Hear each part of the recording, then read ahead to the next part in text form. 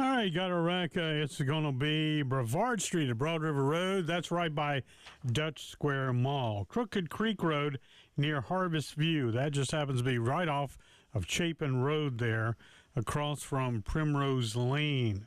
Also, I-20 westbound before I-77, exit 76A. Got a wreck there. One at Shop Road and Beltline Boulevard. Also, for your weather outlook, today's high will get up to 69, so pretty good. Abundant sunshine. Tonight, mostly cloudy with an overnight low of 52. 68 for your high tomorrow. And then for Saturday, 20% chance of rain with a high of only 58 degrees. Why is the weekend suddenly go bad? Sunday, we're going to have clouds in the morning and 0% chance of rain, so that's good. 55 for your high on Sunday.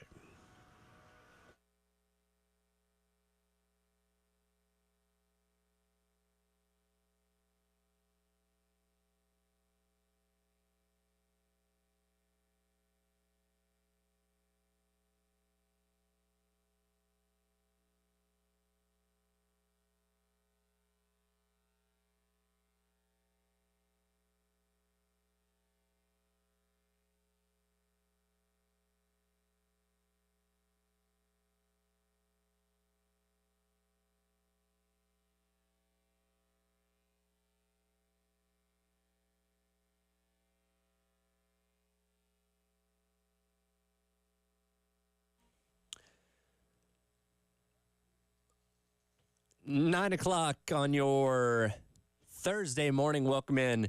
It is the Extra Point. Tyler Head along with you, Captain Dave, producing on the other side of the glass.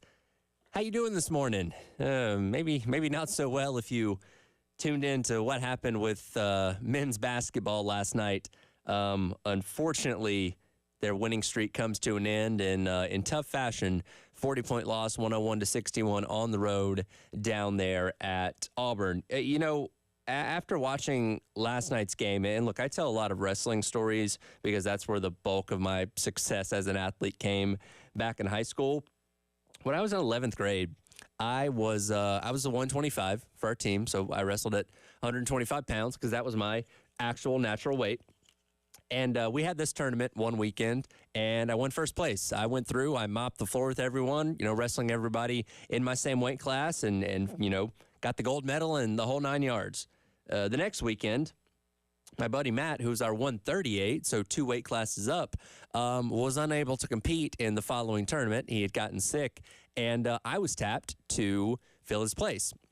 So going into that tournament, I knew I had an uphill battle ahead of me. I knew it was going to be challenging because I was facing opponents that were bigger than me and stronger than me in that case. And my objective was to go in there and just not get beat badly, not get pinned or anything like that. Do the best to help my team by not losing in the worst way possible.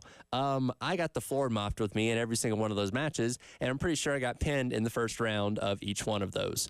So I didn't accomplish my goal coming away from that, but at the same time, I knew that I was going into a tough situation and tried to make the best of it. Unfortunately, didn't, and just had to move on to the next thing after that, hopefully back down in my respective normal weight class. Looking at last night's game, it's really easy to just look at the box score and say 40-point loss, like, oh my goodness, the sky is falling. It's the worst thing I've ever seen. Here we go. South Carolina's terrible now, and the whole 9 yards. I wouldn't quite go that far. I think there is, I don't want to say reason for optimism coming away from the game, but I don't think it's all doom and gloom necessarily. Look, if you would have told anybody, and we've talked about this for the past couple of weeks, as South Carolina has been on this hot streak of winning games, you're probably not going to run the table the rest of the way in the SEC. You had this game at Auburn. You have a game against another game against Tennessee coming up.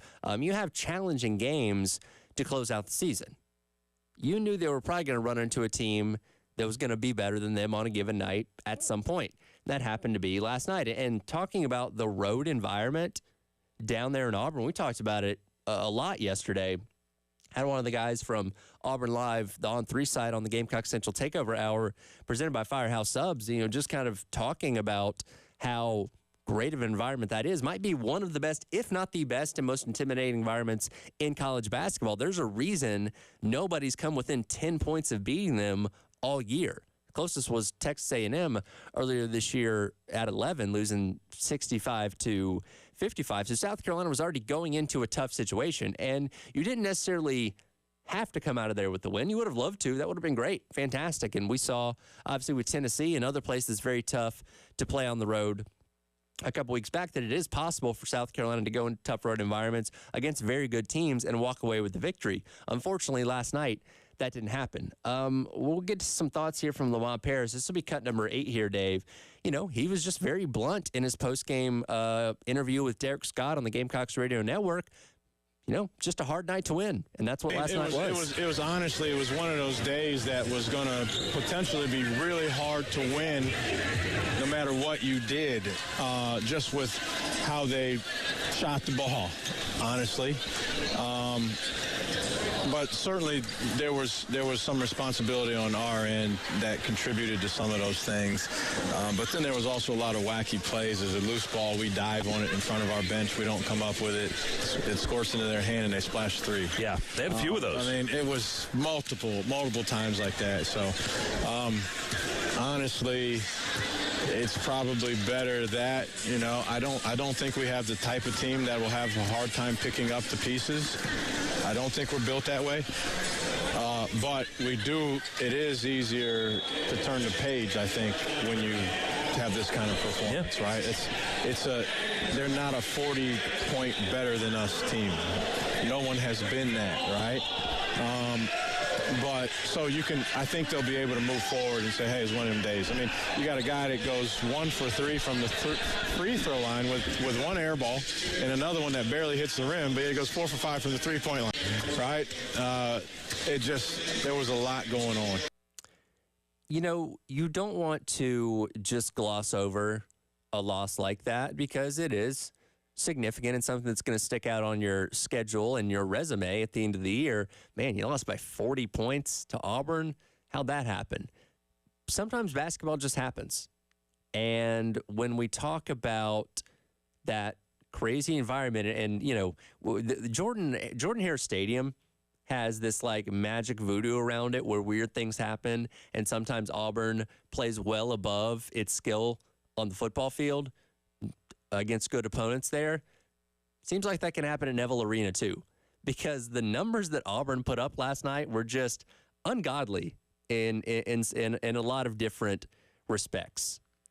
Their shots were just falling and South Carolina's weren't at the end of the day. And again, that's not I don't want to use that as an excuse, but sometimes those things just happen.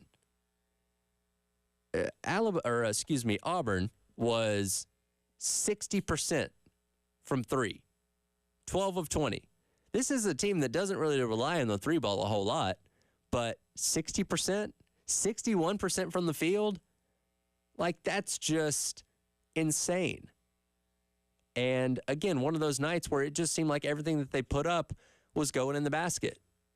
And yes, from a defensive standpoint, South Carolina has shown the ability to slow teams down when they're shooting really well from 3. Go back to the Georgia game a couple weeks ago where Georgia came out of the gate hot, 7 of 10 from 3, and then I think 1 of 9 in the second half of that game once South Carolina adjusted its defense a little bit. Nothing was slowing down Auburn last night. Sometimes the basketball gods just smile down on a team and say, you know what? Every time you put the ball in the air, it's going to go in the rim. And that's, for the most part, what happened. By the way, that 60% shooting from 3 last night was the only time they've shot better than 50% from beyond the arc this entire season. Johni Broome, who, again, one of their best players all around on that team. In his entire college career, he has never made more than 3 3-pointers in a game. He was 4 or 5 last night. On the flip side of things, it seemed like everything that South Carolina put up wasn't going in.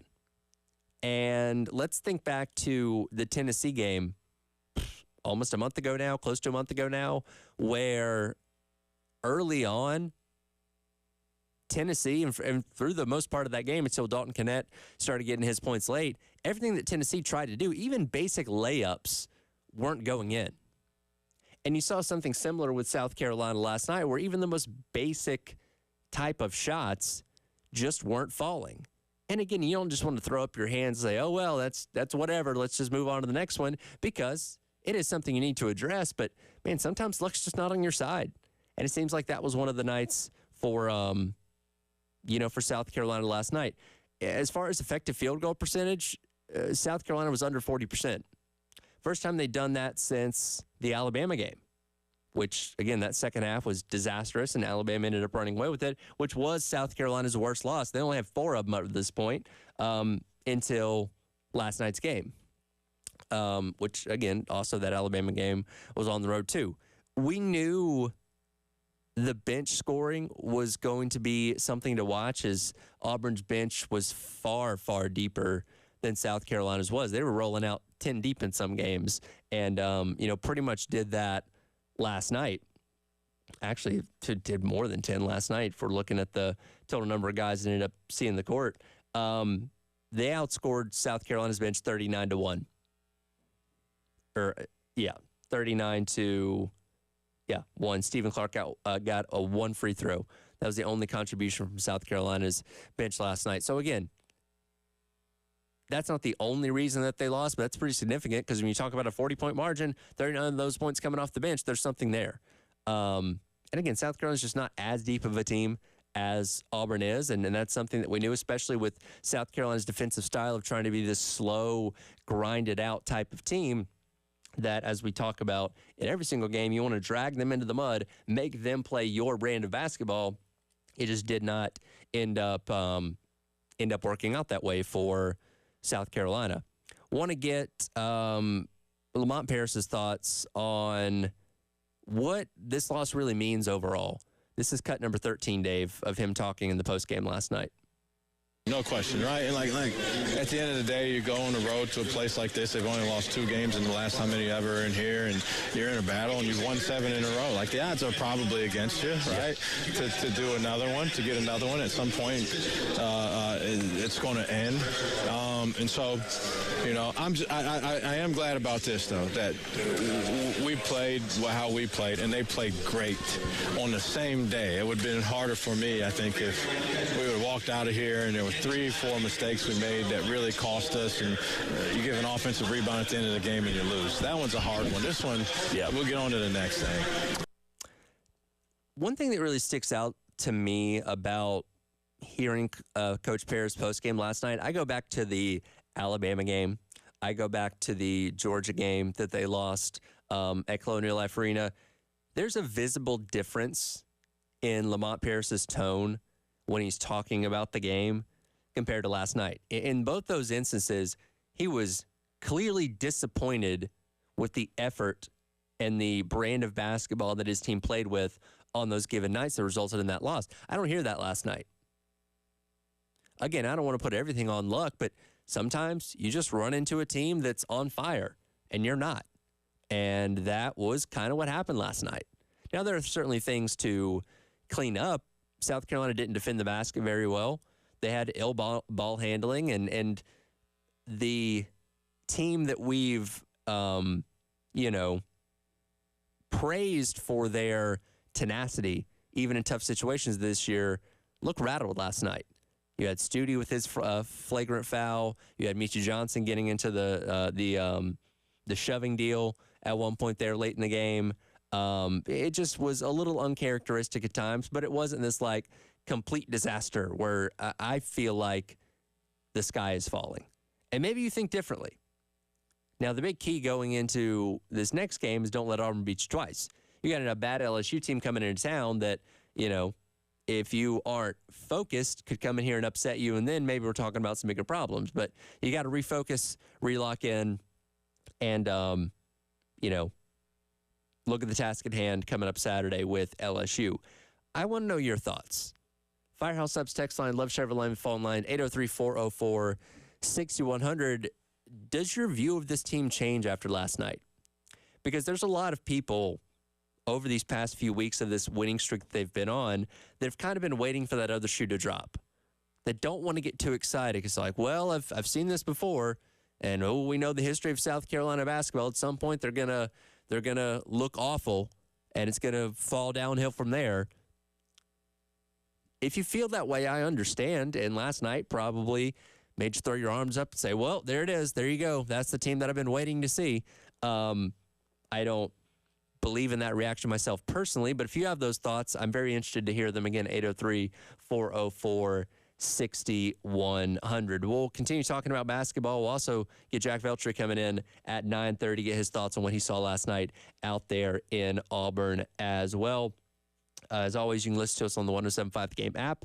Just go to your respective app store, give it a download, and stream us wherever you are, around the state, around the country, around the world. The 107.5 The Game app takes us with you wherever you go. Is also The Game TV, sponsored by Shepherd's Glass. Go to youtube.com, search The Game TV, subscribe to us, hit the bell icon to stay notified as well every time we upload and every time we are live streaming. We'll continue on this conversation. Also, maybe look at some interesting news on the football front as well as the Extra Point rolls along here on The Game.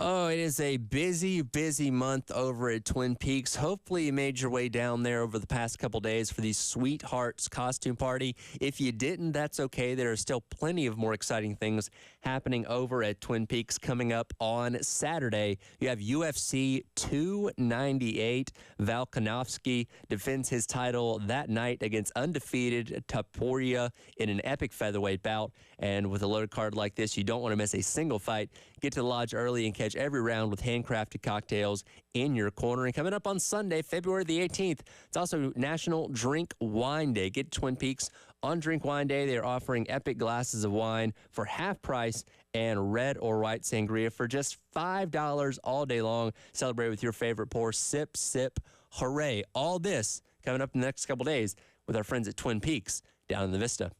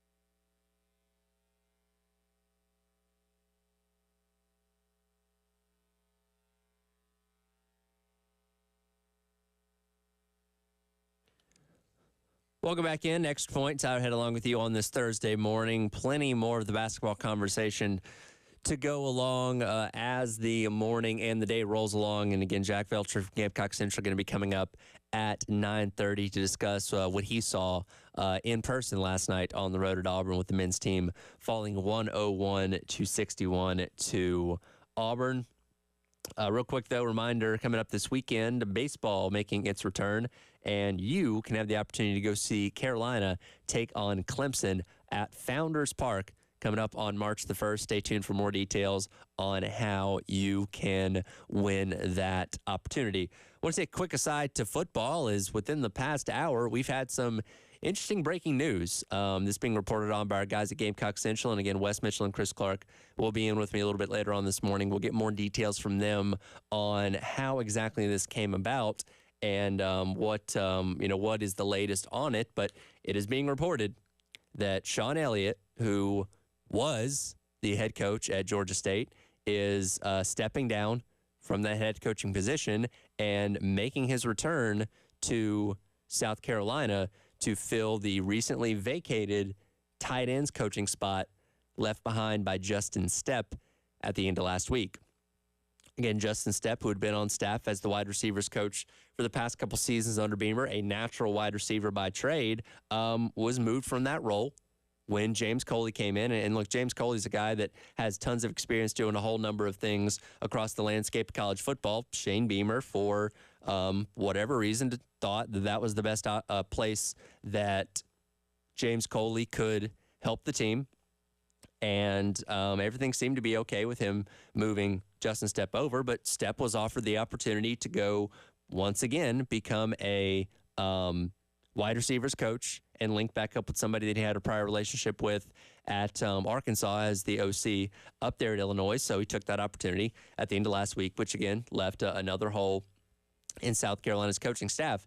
The Elliott thing is very, very interesting because, again, this is a guy that already has a lot of ties to this program. He's a native of Camden, had obviously been here for about 7 years from 2010 to 2016, serving in many different roles, ranging from offensive line all the way to interim head coach when Steve Spurrier walked away from the team back in 2015. So somebody that's already obviously very familiar with the program. And this is interesting from the standpoint of as well that I am always in favor of having former head coaches on your staff if possible.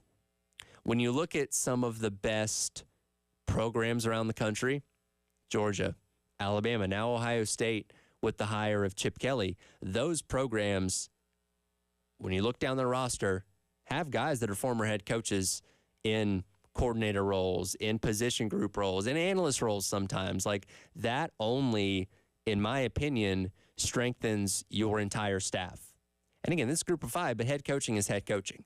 And there are so many aspects of being a head coach that you get to experience that help you in other facets of the game. So I think about the fact that not only is going to be coming in coaching a tight ends room, which is a very solid room going into 2024 from what we see, of the roster at this point in time, but I also think about what he can bring to the table, just having that perspective as a head coach for the past, 6-7 years at Georgia State.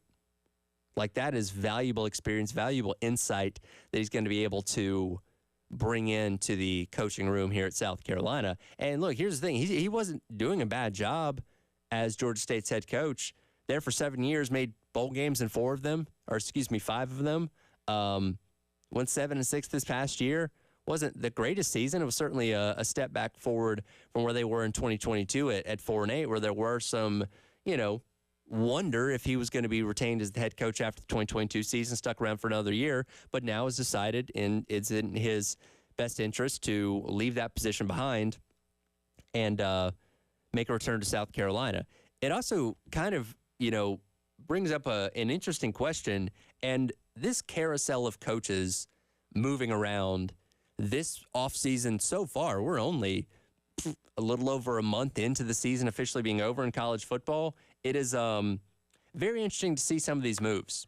because you had the Buffalo head coach that went to go work at Alabama, the South Alabama head coach that is their defensive coordinator now. There's a lot of guys that are willingly giving up. Now, Chip Kelly at UCLA, now there was a little bit of writing on the wall there that he was going to be on the hot seat going into the 2024 season, but you have a lot of head coaches willingly leaving behind head coaching roles to go be coordinators, or in this case, position group coaches at the Power 5 level. And we know that college football has changed so much, and there's so much more on the plate of head coaches now with NIL, the recruiting calendar, and all that kind of stuff that is a lot to take in. And Sean Elliott coming and being a tight ends coach doesn't mean he's exempt from that stuff. Doesn't mean he's not on the recruiting trail. Doesn't mean he's not, playing his part of encouraging people to give to collectives to help, support the program and all that kind of stuff. But it is to a lesser degree than what the head coach has to deal with. So if you're Sean Elliott, you're dealing with specific guys on the recruiting trail, not hitting all of them necessarily. Now, you do want to be involved with as many guys as possible, and we see, these in-home visits that coaches are go on where they're bringing, 8, 9 members of the staff and all that kind of stuff. So it's not just tight ends that you're focusing on, but, Beamer's having to be here, there, and everywhere with all this kind of stuff. With Sean Elliott coming in, you're a little more centrally focused. And again, the NIL stuff, you're not having to attend as many booster meetings and go on the trail with the encouragement of donating and all that kind of stuff. So that could be enticing to Sean Elliott. Again, this news only coming out in the past hour. We'll eventually hear from him when he's introduced here at South Carolina and get answers to more of these questions. But it is unique that we are seeing so much of this movement in this offseason alone amidst all the speculation of frustration with many head coaches across the board in college football about where the sport's at and where it's headed in terms of, what head coaches have to deal with on a day-to-day basis. And they're obviously compensated very well for it, and rightfully so, but that doesn't mean that they have to love it because of that compensation. And if they see the opportunity to do something a little more centrally football-focused, then they're probably going to do that. And this is a part of maybe why the reason Sean Elliott chose to walk away and come back to South Carolina. Again, we were speculating at this point. We want to know all the answers, but we'll get Wes and Chris's insight on this, again, coming up in the 10 and 11 o'clock hour, as they're the ones that were reporting on this, breaking the news early on this morning. We're going to get back into the basketball conversation. Got Jack Felcher from Gamecock Central joining us, as he does multiple times a week, to give his thoughts and recap what went down last night in Neville Arena with the men's basketball team falling 101-61 to the Auburn Tigers. That's all coming up. It is the Extra Point. Tyler Head along with you on this Thursday morning here on The Game.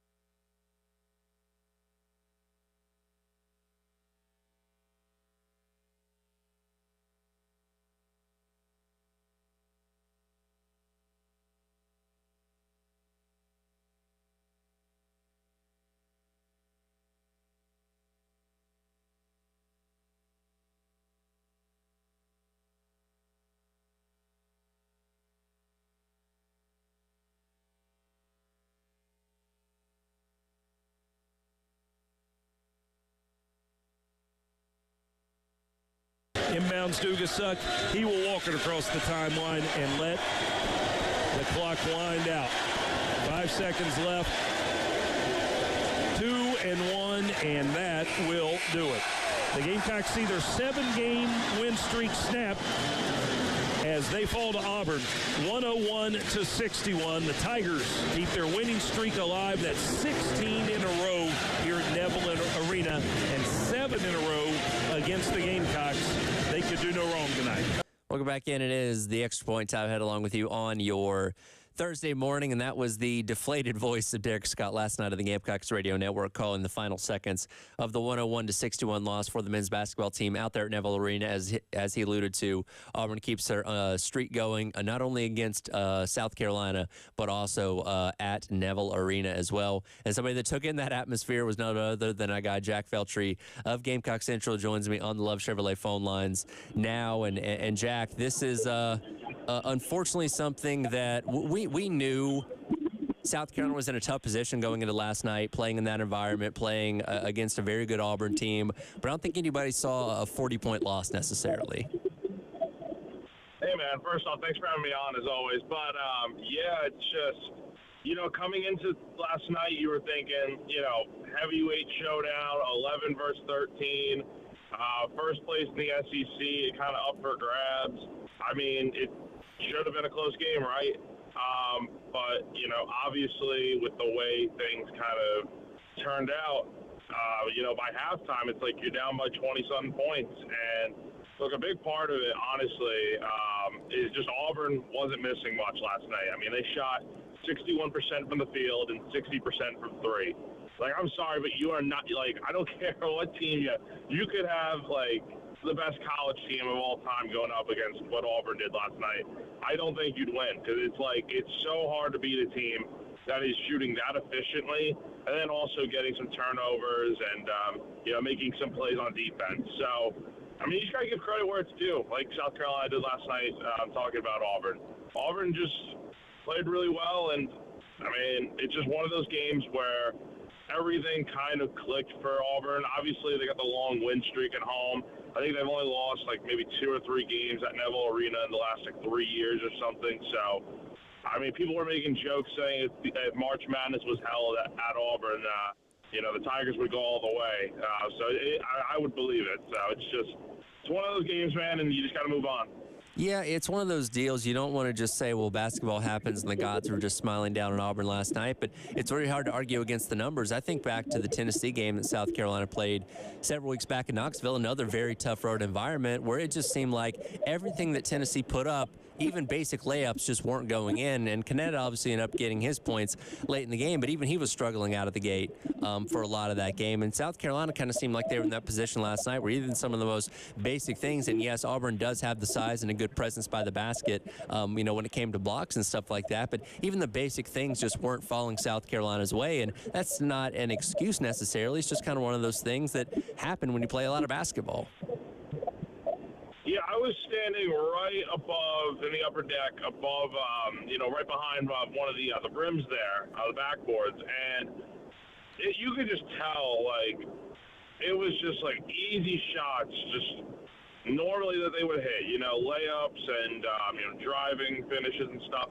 They were just missing them like crazy last night. I mean, I don't know exactly. I don't have the numbers on how many they missed or whatever, but it felt like a handful. And then on top of that, it just felt like Auburn shot a ton of technical free throws last night. So it wasn't South Carolina's most disciplined game either. Michi Johnson got into a little bit of a scrap at the end of the game, and that's partially due to Auburn not playing the cleanest game of basketball, playing a little dirty, I guess, maybe. But, it's just, like I said before, it's just one of those games where everything Auburn did turned to gold, and everything, South Carolina did kind of turned to rust. So it's just, there's nothing you can do at this point. You just wash it, move on, and, you got to beat LSU on Saturday because, the grand scheme of things, a 40-point loss is bad, but when you look at the numbers and just see how well Auburn played, it's like, can you really fault them for losing by 40?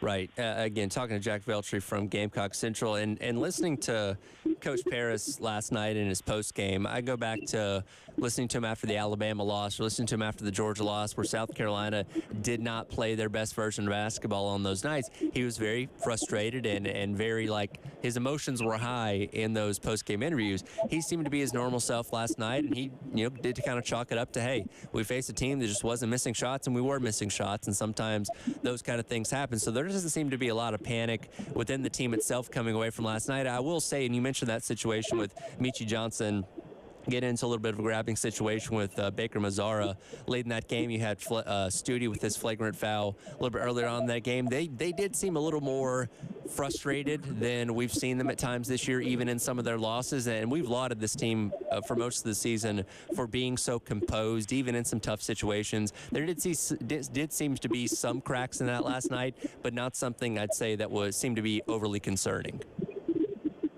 Yeah, I think you're definitely right. I'll just start with Lamont for a second. Yeah, he definitely seemed pretty, chill about last night, taking everyone's questions and stuff. And, I mean, like you said, it's just there was nothing you could do about it. It was just anything South Carolina did defensively. Like, even the toughest shots Auburn took, they hit. It was mind-blowing. There were times where my jaw literally dropped. I'm like, how is this going in? It's just it's insane.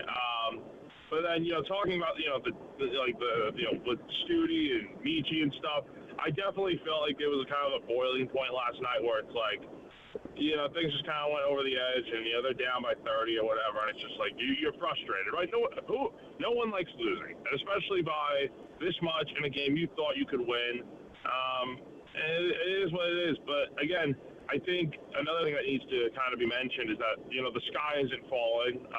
This team's still 21-4, 9-3 in league play. They've got 6 games to go. People honestly probably forget that, this team still has a shot at being the top seed in the SEC. At the very least, a top 4 seed heading into, Nashville next month. So all their goals are still in front of them. They could still make March Madness and stuff. I mean, look, is it a bad loss? Yes. But it's against a good team. There are teams out there that have lost to no names and stuff that are probably sitting in the top 10 right now. So, I mean, you just have to kind of look at it that way. South Carolina just needs to get back to playing its brand of basketball on Saturday, beat LSU, and then go through the final 5 games and do what you got to do to head into the SEC tournament on a roll. And look, after that Alabama loss back on January 9th, I think, they beat Missouri in an overtime game. Then they obviously lost to Georgia, and then they went on a 7-game win streak to get into last night. So after that Bama game, they got rolling. I think the same thing can happen after this game. Yeah, talking to Jack Veltri from Gamecock Central about the men's basketball team 61-101 loss out on the road at Auburn last night. You've been around to several venues in the SEC, and Auburn gets lauded as one of the best in the SEC, if not one of the best in the country. What's your assessment of the atmosphere that you witnessed in person last night? First off, beautiful campus, beautiful arena. Absolutely love the vibes at Auburn. Good time. The arena itself, I mean, look, those fans, I mean, I didn't think they were going to pack it out at first, just based off of, getting in there. I didn't see a ton of people in there, but, once the game got going, man, they were loud. It was a good crowd. And I just think, it's tough to win on the road in the SEC. I think, look, they were able to go to Knoxville and beat, in my opinion, I thought Tennessee was louder, a little more crazy, and they were able to go win there. There are other road environments that are tough, but again, I mean, Neville Arena, it's one of those places that, look, it's called the Jungle for a reason. Auburn does not lose there at home. They haven't lost there yet this season. And honestly, I don't expect them to lose a game there the rest of the year. It's just, it happens, man. That's basketball. Home court advantage is as real as it gets in basketball. It's unlike any other sport, in my opinion. Absolutely. Well, South Carolina has had a pretty good run at home this season themselves. They'll return against LSU coming up on Saturday, taking them on to try to get back on track when it comes to winning. And that's the thing that you mentioned a little bit earlier. Just don't let Auburn beat you twice. You had the bad loss, put it behind you, move on to the next thing. Get yourself back in the right frame of mind. Take on a struggling LSU team that you should, on paper, have no problem with. But again, if you're still lingering on the loss from last night, they can certainly come in here and surprise you. So as long as they don't do that, South Carolina should be in good shape and hopefully setting the table for a good run into the regular season. Yeah, I definitely think the good thing that, based off what the players said and stuff, it seems like they already did flush it and move on. There wasn't any rah-rah speech in the locker room or, throwing like a water cooler or anything. It was more just like, hey, we got our butts beat. It's all good. Move on. It happens. I think having those vets in the locker room, the older guys that kind of have been through this sort of stuff before, they get it, and it kind of will help the younger guys that are new to this whole thing with winning and stuff. I mean, hey, you're going to have some bumps and bruises throughout the season, right? No team is perfect. Even the best teams in the country have bad losses. Look at how many top 25 teams lost last week, and they're doing just fine. So, look, honestly, in my opinion, with the AP poll and stuff, and I knew that wasn't the question, but I don't think South Carolina's going to drop too much. I mean, as long as they win on Saturday, I still think they sit in the top 25, no problem. It's just, you move on. That's all you can keep saying. You just got to move on. Absolutely. Well, hopefully we're talking about some wins come next week. Appreciate it as always, Jack. Hey, thank you so much, my man. Appreciate it. Yep, Jack Felcher from Gamecock Central making his way back from Auburn last night. We'll get some of your reactions from the Firehouse Subs text line on what you saw last night, as well as Sean Elliott's situation coming up. It's the Extra Point here on The Game.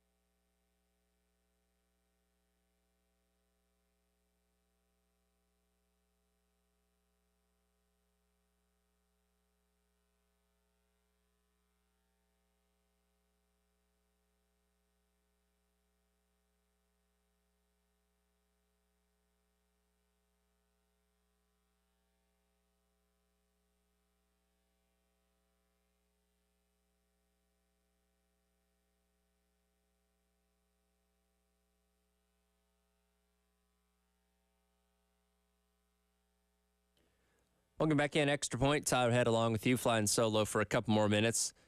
Wes Mitchell will jump in with me for today's edition of the Garden Stress Hour coming up at 10 o'clock. Going to be joined by former Gamecock men's basketball player Joe Rett at 10:15. We'll get some of his thoughts on what happened last night and South Carolina and how they can move on from it as they set their sights in LSU this upcoming weekend. Also tonight, coming up at 6 o'clock right here on the game as Carolina calls, you'll be able to hear Coach Pierce and get some expanded thoughts on what went down last night in Auburn before heading in to the weekend. And that leads you right into coverage of women's basketball as they take on the Tennessee Lady Vols coming up at 7 o'clock. Pregame coverage for that. We'll start in our sister station just like last week, ESPN 1320 WISW. And then pretty much as soon as Carolina calls is over, we'll take you right into tip-off with Brad Muller on the call as always. I want to hit the Firehouse Subs text line, 803-404-6100. I posed the question at the beginning of the show, did last night's game change your feeling on this team? Because I've seen a lot of people over this win streak that South Carolina's had over the past couple weeks saying, well, you know, something bad's going to happen and they're going to fall off at some point and we're going to, you know, have a reason to not believe and all that kind of stuff. And when you look at a 40-point loss, some people might say that's justification for feeling that way. But a couple of you weighing in, Tim and Charlotte, says as long as we get the W on Saturday, I won't feel as bad about last night, although it sucked immensely to watch, which, yes, it's never fun to watch your team lose by 40 points, no matter how you slice it up or no matter how much the basketball gods seem to be looking down on Auburn last night. And that's the big key that I talked about with Veltri there in that last segment. Don't let Auburn beat you twice. And I have confidence that the veteran aura around this team, and again, we did see some cracks in that frustration a little bit last night, but the overall mindset of this team has been so good this year. They've been so headstrong. After that tough loss to Alabama on the road, they responded well after that and have obviously won the majority of their games since then, with the exception being that the Georgia game at Colonial Life Arena and the Auburn game last night, obviously. But they seem to be able to put things behind them and move on to the next task at hand without having too many lingering effects. And I expect the same situation to be Saturday, taking on LSU, a game that, again, on paper, South Carolina should ultimately have no problem with. Nameless Texter also weighs in and says, not at all, no worries. Gamecocks are fine. No reason for concern. Only have 4 losses. Dial long spot on. It happens. Been a great season. Nothing going to change that. Go Gamecocks. And that's fair. When you kind of look at the assessment of the entire season, which at the end of the day, that's what the committee deciding who gets into the NCAA tournament and who doesn't, it's the sum of the entire thing. And let's say South Carolina loses one more game. Let's say they lose the Tennessee game. You're still ending the season with just 5 losses in the regular season at least. And 4 of those are to really good teams. And Georgia could even make the tournament themselves. You never know. So you're looking at the quality of your losses and saying those are pretty good. And, again, you don't want to lose a game by 40 points, but it's different than losing by 40 points to Vanderbilt than it is to Auburn. That's a very good team, one that they themselves are going to be in the NCAA tournament and should make some noise when they're there as well. So you never want to say good loss, but if you can pick a team to lose to, Auburn's probably going to be at the top of your list of one of those kind of teams. So, again, I don't think it's overly concerning. Lamont Paris didn't seem too distraught about it, and from what Veltri said, the players didn't seem too distraught about it either. So hopefully this one that they can put behind them pretty quickly, move on to the next task at hand, and continue on what's overall been a fantastic season, one that's been really fun to watch. Again, last night's wasn't fun, and if you turned it off early, that's okay, because after halftime, really once you got to halftime and you saw what the lead was, you kind of felt like it was turning in the wrong direction. South Carolina was going to have a pretty insurmountable obstacle to overcome that, and that ended up being the case. So if you turned it off early, that's okay. But again, we'll focus back in on Saturday, taking on LSU at Colonial Life Arena to get things back on track and hopefully continue, like I said, what has been a really, really great season. Again, coming up next, it's the Garden Trust Hour. Wes Mitchell jumping here with me, and we'll get his thoughts on what happened last night, as well as continue to talk about this new news this morning and coming out about an hour ago. Bill and Preston broke it here on the early game this morning of Sean Elliott making his return to South Carolina, taking the tight ends coaching role that Justin Stepp left behind last week when he went off to Illinois to take their wide receiver coaching spot. So plenty to break down from that and what it means for the South Carolina football program going forward. That's all coming up here on the Garnet Trust Hour